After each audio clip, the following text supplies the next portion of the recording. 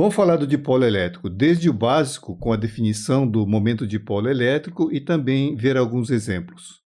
A primeira coisa que a gente vai fazer é determinar qual a fórmula do potencial elétrico desse dipolo. E depois a gente vai pegar essa fórmula e simplificar para o caso onde o ponto de observação, o ponto P, ele esteja muito distante do dipolo. Portanto, o potencial do dipolo para pontos remotos. Vamos ver também o que significa dizer esses pontos remotos, ou seja, a partir de que distância o ponto pode ser considerado como um ponto remoto. Tendo a equação do potencial, a gente pode também ver como são as equipotenciais. Primeiro, uma equação geral que define o lugar geométrico dessas equipotenciais e, através de um exemplo numérico, fazer o traçado de algumas equipotenciais no plano. E finalizando, vamos determinar a equação do campo elétrico em pontos remotos e ver como é que fica a configuração do campo elétrico nessa região remota. Vamos lá! O dipolo elétrico é um arranjo de duas cargas iguais com sinais opostos. A gente define o momento dipolo elétrico, o vetor P, pelo produto dessa carga com o vetor D. Esse vetor D é um vetor que sai da carga negativa em direção à carga positiva. E o seu módulo é, naturalmente, a distância entre as duas cargas. Uma representação gráfica que a gente usa para o dipolo elétrico é simplesmente um vetor. É um desenho de um vetor com um vetor P do lado. Esse P tem que ser um P minúsculo. O P maiúsculo a gente usa para polarização, que a gente vai ver um pouco mais adiante. Outra coisa é que essa palavra momento não tem nada a ver com torque. Ela se refere aos termos de uma expansão em série do potencial para o caso de uma distribuição arbitrária de cargas, e esse é o segundo termo dessa expansão, o segundo momento da expansão, de onde vem a palavra momento. O dipolo elétrico ele está presente em várias situações, como em antenas e em materiais. Em materiais dielétricos, a gente tem, por exemplo, o caso da água. Essa molécula, devido à sua estrutura atômica, ela é equivalente a dois dipolos elétricos, que são formados entre o átomo de oxigênio e os átomos de hidrogênio. Somando esses dois momentos de dipolos, a gente tem um vetor P associado a toda a molécula. É uma molécula polar e a água é um importante dielétrico, um importante isolante elétrico. Mas não se trata da água da torneira, é a água destilada e deionizada. Mas ter dipolo elétrico na molécula não significa que ela é polar. Vamos pegar, por exemplo, o caso da molécula de CO2. Ela é como se fosse dois dipolos sobre uma reta, mas seus momentos têm direções opostas e resulta no momento zero associado a essa molécula. O dipolo elétrico ele pode também ser induzido. Vamos pegar o caso do argônio, que é um gás barato e é usado em soldas TIG e em descargas elétricas em geral. Ele é um gás nobre, então ele não reage com ninguém. A estrutura atômica dele, segundo a descrição de Bohr, é algo como isso aqui. O centro geométrico das cargas negativas se encontra na posição do núcleo. Mas esse arranjo ela muda quando a gente aplica um campo elétrico.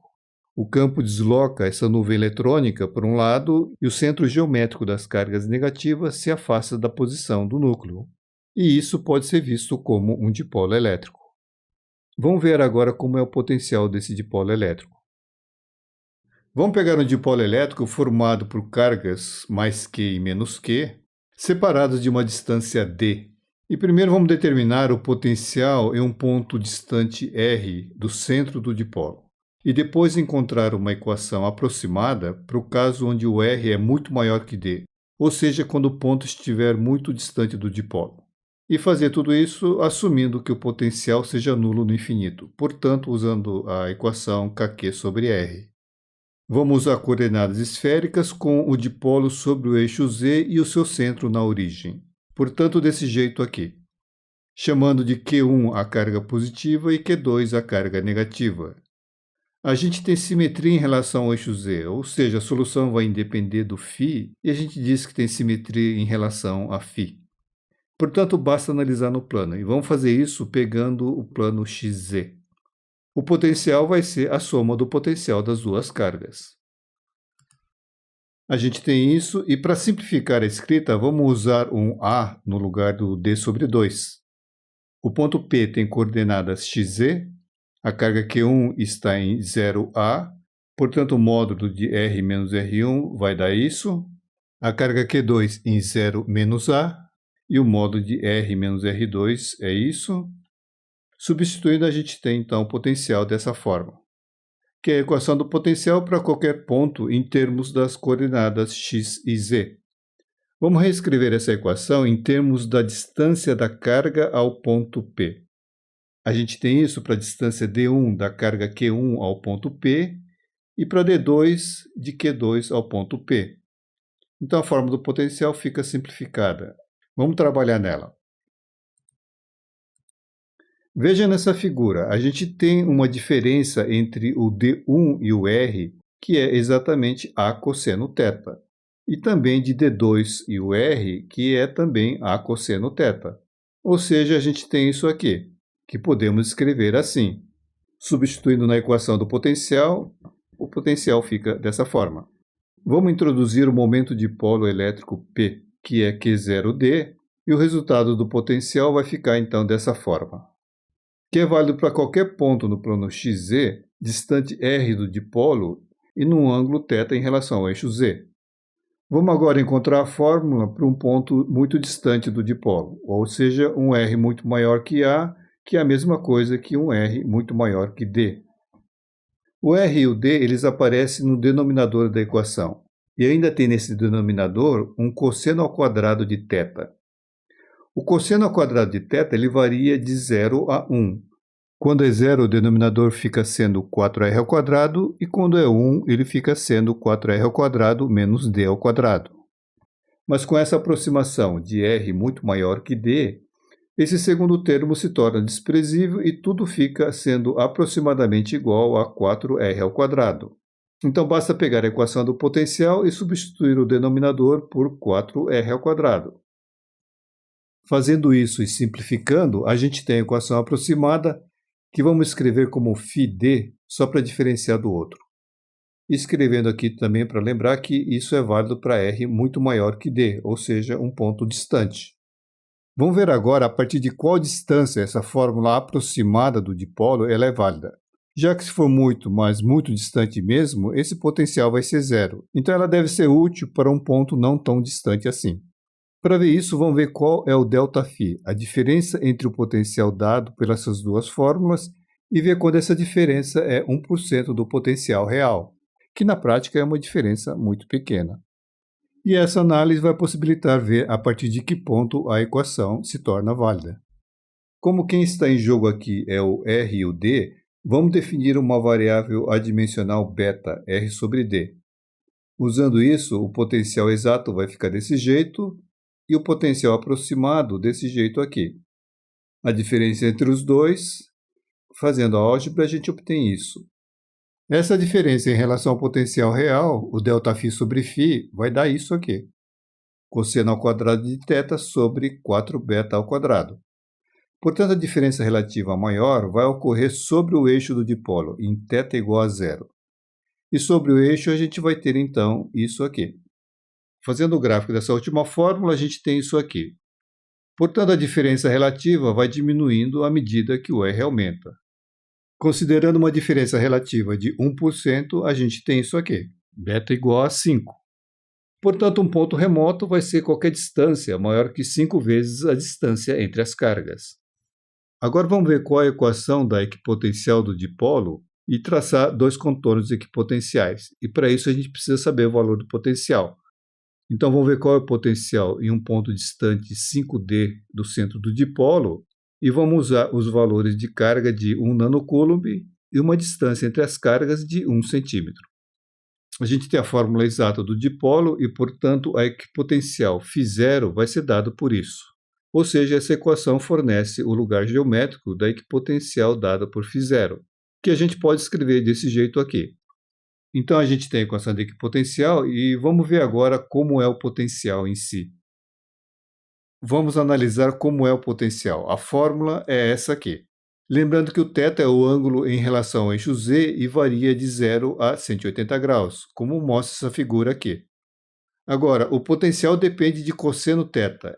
Então, no intervalo de 0 a π radianos, a gente tem potencial positivo quando o θ varia de 0 a π sobre 2, em π sobre 2 é zero, e é negativo a partir de π sobre 2 até π. Então, o potencial vai ser positivo para z maior que zero e negativo para z menor que zero. E isso é condizente com o fato que na parte superior a gente tem a carga positiva e na parte inferior a carga negativa. Agora, num ponto 5D, a fórmula fica assim. Substituindo os valores numéricos, vai dar isso. Mais ou menos 40 volts na parte de cima, aí no ponto P1 mostrado na figura, e no ponto P2 vai ser mais ou menos menos 40 volts. Para esses valores de carga e distância entre as cargas, a equação de equipotencial vai ficar assim. Que vai dar isso. Como o potencial na distância 5D é mais ou menos 40 volts, vamos pegar um valor arredondado. Então vamos ver os contornos das equipotenciais com os valores exatos de 40 volts e menos 40 volts. Para 40 volts eu vou ter o R e o θ dado por isso aqui. Lembrando que isso vale para θ até π sobre 2 radianos.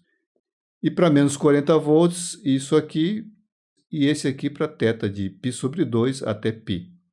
Veja que tendo as coordenadas polares r e θ, a gente tem também as coordenadas retangulares x e z. Bom, agora a gente pode pegar alguns pontos para ver como fica a equipotencial. Usando esses valores de θ aqui nessa tabela, para θ igual a zero, a gente tem 0,050, tudo em metro, e em 45 graus, 0,042, para 3π sobre 4, ou menos 45 graus, dá a mesma coisa, e para π vai dar 0,050 de novo.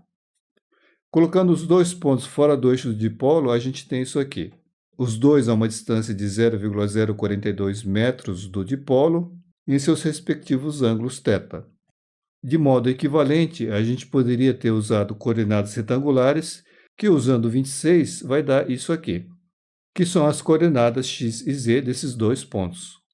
Pegando mais pontos e usando um computador, a gente obtém esses contornos aqui, mais 40 volts na parte de cima e menos 40 volts na parte de baixo. Como o que está nesse plano independe da coordenada φ, girando ele em relação ao eixo z, eu vou ter então a minha superfície equipotencial. Agora vamos determinar o campo elétrico para esses pontos distantes e desenhar esses vetores nos eixos do dipolo e no eixo transversal. A gente sabe que o potencial para pontos remotos é dado por essa equação e que o vetor E é menos o gradiente de φ. Em coordenadas esféricas, o gradiente aplicado a um escalar é dado por isso aqui. Como esse potencial não depende da coordenada angular φ, vai sobrar isso aqui. E fazendo a álgebra, o resultado é isso. Vamos ver como fica então o campo sobre os eixos. Então, no eixo do dipolo e no eixo transversal, a gente vai ter isso. Sobre o eixo Z, a gente tem dois pontos, um em θ igual a zero e o outro em θ igual a π radianos. Vai aparecer o menos para esse caso. E para o caso do x, a gente tem apenas θ igual a π sobre 2. Lembrando que tudo isso independe da coordenada angular φ, no desenho vai ficar assim. Aqui uma circunferência marcando os pontos equidistantes. Então, sobre o eixo z, em θ igual a zero, o vetor aponta ao longo do vetor unitário ER, então para cima. E aqui embaixo, em θ igual a π, no sentido contrário do vetor unitário ER, o que vai dar o vetor E virado para cima. E sobre o eixo x, que corresponde a θ igual a π sobre 2, como o ângulo θ vem lá do eixo z no sentido anti-horário, o vetor aqui vai apontar para baixo. E como tudo isso independe de φ, diametralmente oposto, a gente tem a mesma coisa. Bom, a gente sabe que entre as cargas, o vetor E e o vetor P ele tem sentidos opostos, ou seja, eles são antiparalelos. Mas veja que, longe do dipolo, eles são paralelos, eles têm a mesma orientação. E, além disso, a intensidade do campo elétrico sobre o eixo ele é maior quando a gente compara com a intensidade no eixo transversal. Agora, a gente pode obter um traçado mais completo das linhas de campo usando um computador. E fazendo isso, a gente obtém algo desse tipo aqui, que fica parecendo uma abóbora moranga, aquela abóbora do Halloween. Agora um resumo. Vimos a definição do momento dipolo elétrico, que é o vetor P dado por Q, vetor D, sendo esse vetor D um vetor que sai da carga menos para a carga mais, e o Q o módulo das cargas. ou seja, um número positivo, então o vetor P tem a mesma orientação que o vetor D. Depois derivamos a equação exata do potencial do dipolo, que em pontos remotos adquire uma forma mais simples. A gente vê o que significa esse pontos remotos e que, se considerarmos uma diferença entre esses potenciais, uma diferença relativa de menos que 1%, isso leva a dizer que ponto remoto significa qualquer distância maior que 5 vezes a distância entre as cargas do dipolo. E finalmente determinamos a equação do campo elétrico para pontos remotos do dipolo. E a gente viu que nesses pontos remotos, o dipolo gera ao longo do eixo do dipolo um campo elétrico mais intenso que sobre o eixo transversal e que esse campo tem a mesma orientação que o momento dipolo elétrico. É isso aí.